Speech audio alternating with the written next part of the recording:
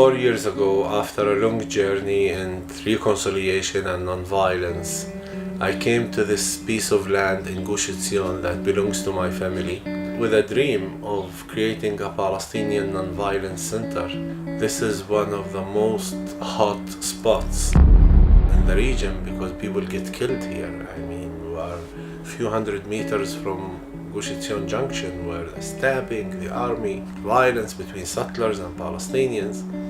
So coming here and thinking to create anything was like insane for many people. And I just came here with my donkey, and me and the donkey started the journey. I didn't realize that so many people will be willing to be part of this initiative. Since 4 years until now, 40,000 people came to this tiny piece of land. And this place has become a place where we created a new culture of belonging to the land. Because I believe we belong to the land more than land belongs to us.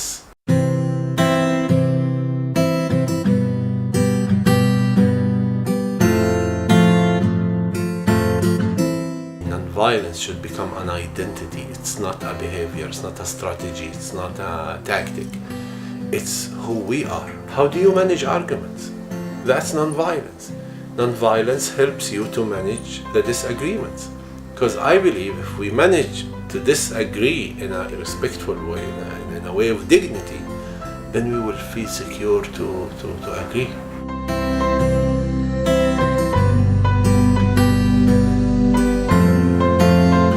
We always speak about this is Palestine, this is Israel, people always living with this argument.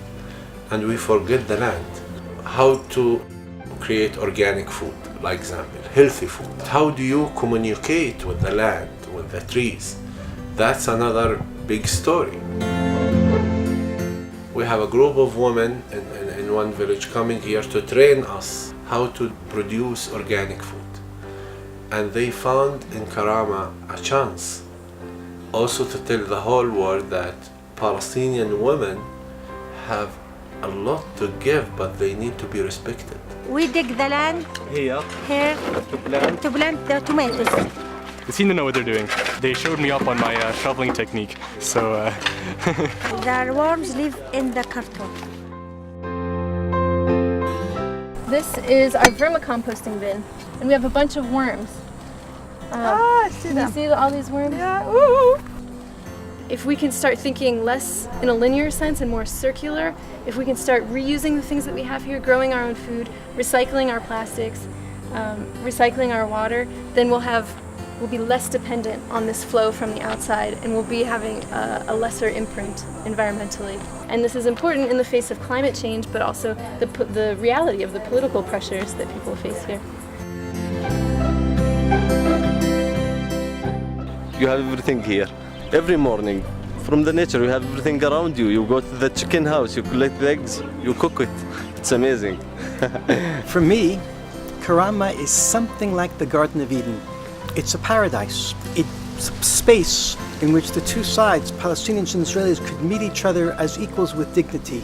And there's just about no other space of this type in the whole land. A little bit of those traumas, of the fear, of the stereotypes begin to become healed, and people become just a little bit more healthy, a little bit more human in this little piece of land. It's very important for us to create a conversation as activists when we come together.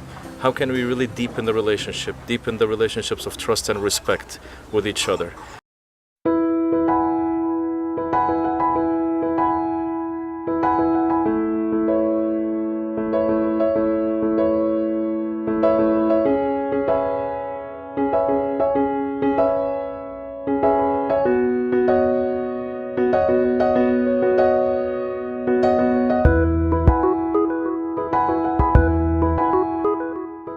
לסבא חזקו.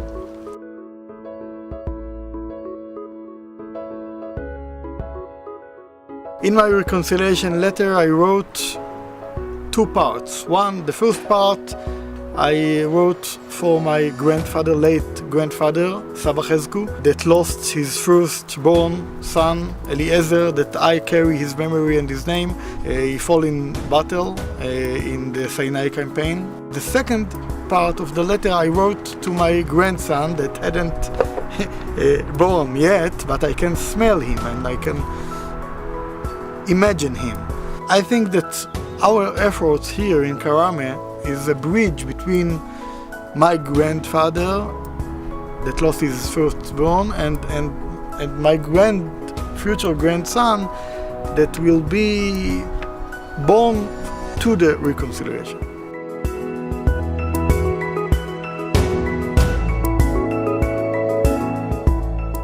Just come here, wherever you are. Come here or send a message that will allow both sides to live with dignity, freedom, peace and security.